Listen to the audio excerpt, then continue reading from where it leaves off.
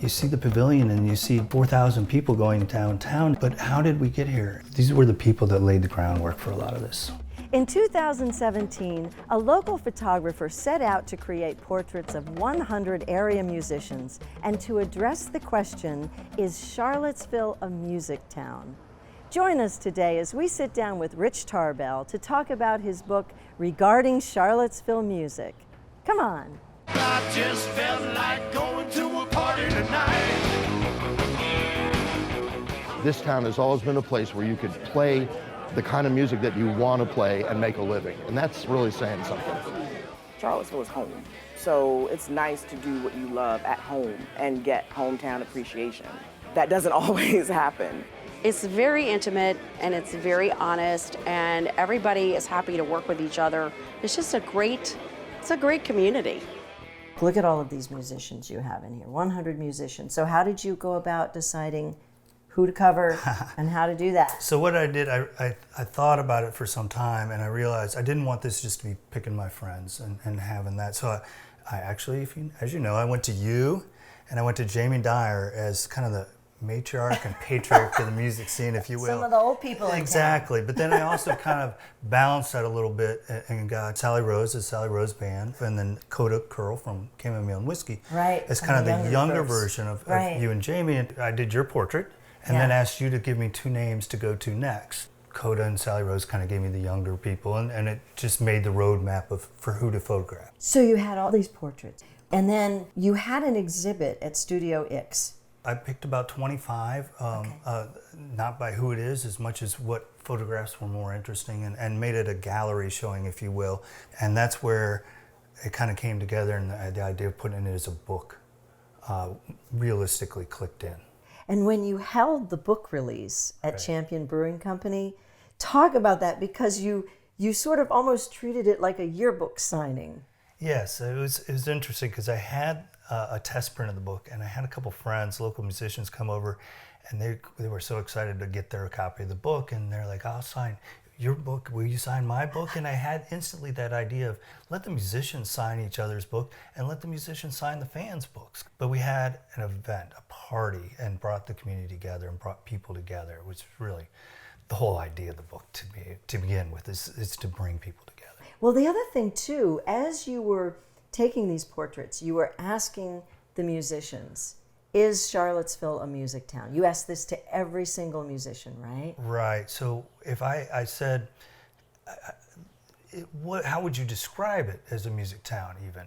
And it was, at first I thought it was a dumb question. And I was just like, that's too obvious. But then everybody's answer was totally different. Well, and then that also leads to, once you decided to do a book, it was going to be portraits. Yes. And then as you were shooting all the artists, you started hearing all these wonderful stories, right? Exactly. So I started doing an oral history.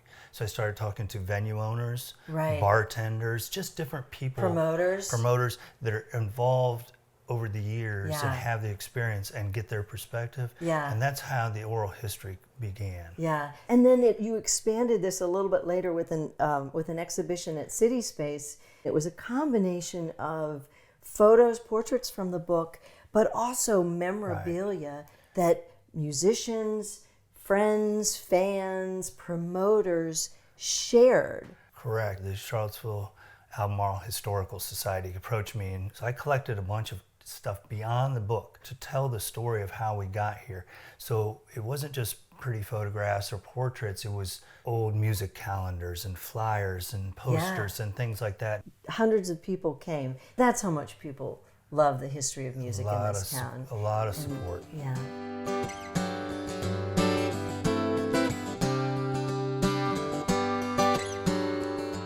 He's like, I'm doing this photography project. I'd just like to come by the house, take a couple shots of you with your guitar and your environment. I fought him on it the whole way. And I am so glad that I did it. I said, wow, am I that important to be in a book? So came to my house, and this particular picture that we took was in my den, and we set up the drums. I was honored. I'm honored to be a part of this. I was gone, playing 250 dates a year. So I found out all these things that happened while I was gone. Landlords and pavement and that whole thing. So it's been a real lesson for me. It's fun to have this sort of touchstone to look at and see where some of the, beanstalks came from. And I'm so excited that the show happened because it makes it more accessible to more people.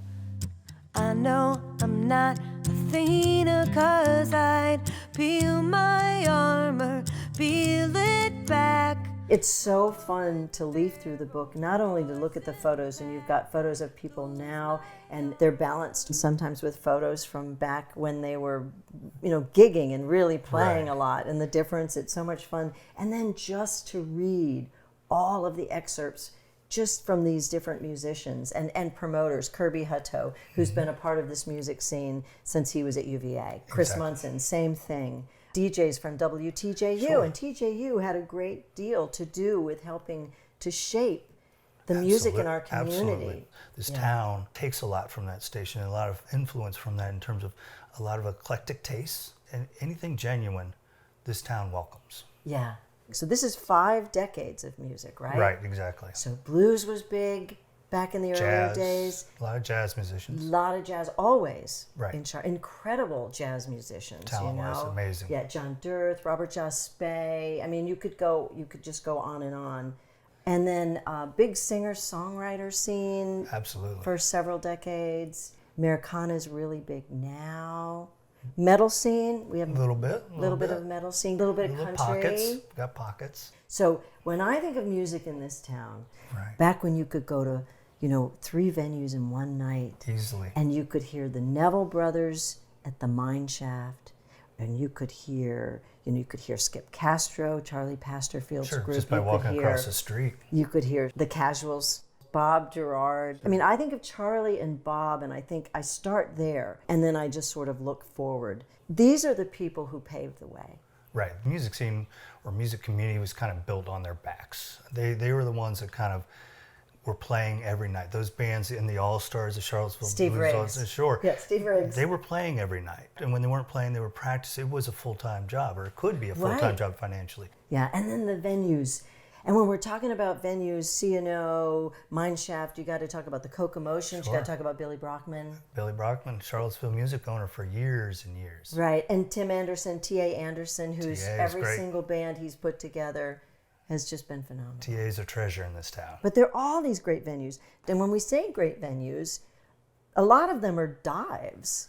Absolutely. But I've found that some of the best music is in dives, Sure. But the Mine Shaft was hugely popular. C&O, Tracks across the street from the Mine Shaft. Satellite Ballroom. Yes, Tokyo Rose in the Tokyo basement Rose, had a run. And we had the whole new sort of younger generation, Devin Sproul. Her original venue was the Downtown Mall. Absolutely, busking on the Downtown At Mall. Fort 13 or something, and that was the beginning. Yeah. There are places I can't remember the name of where music inspired me personally.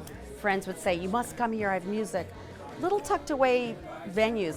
And I just think that speaks to how much people love music here.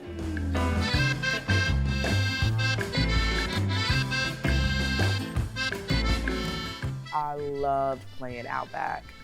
Outback was so fun. Going to see live music, nothing better than Tracks.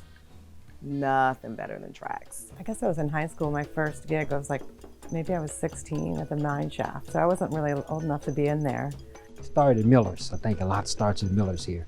Each year, there's like an acceptance into almost a family of musicians who you could work with and bring the joy to the community and bring people together. My parents would bring us to Fridays After 5 when it was before the pavilion was built, just on the grass there, which is neat. Getting to see people busking and just the vibrant scene that was going on downtown.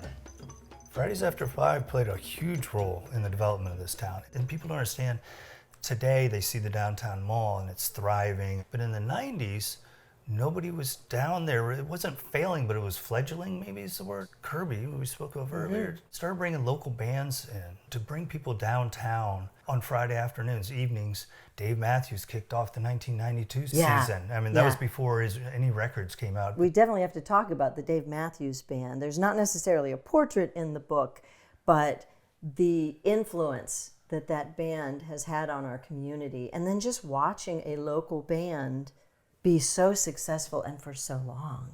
Right. It is amazing how long they've been doing it. But we remember them in the early 90s where they played tracks every Tuesday for Right. $4 Right. or $5. Right. For those 5 guys to come together, totally different genres of music that they're each expert in, was born out of this town having so much varied talent in the different scenes and genres of music. And it's not unusual for everyone to get together. It's not unusual. I know Right. Charlie Pastorfield has always loved to pull people in, and he'd have these big, what would he call those? The guitar Army. The guitar army, you know, and they'd set up, everybody could come, and as long as they had an amp that was no more than 20 watts? 15 watts. Or something like that. Right. And then they'd set up a mic for vocalists. And I mean, so collaboration has always happened in this town.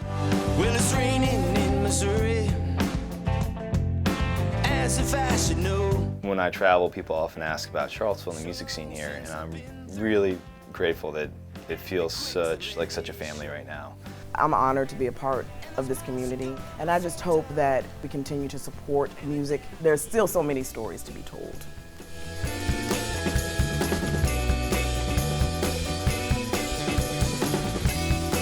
So what have the artists thought of this book, and also just the public in general? When I started, I just said this is going to be unapologetically nostalgic. Yes. And so it resonated with people that in that way, that these were my good old days, or these were my bands, this is who I used to hang out with.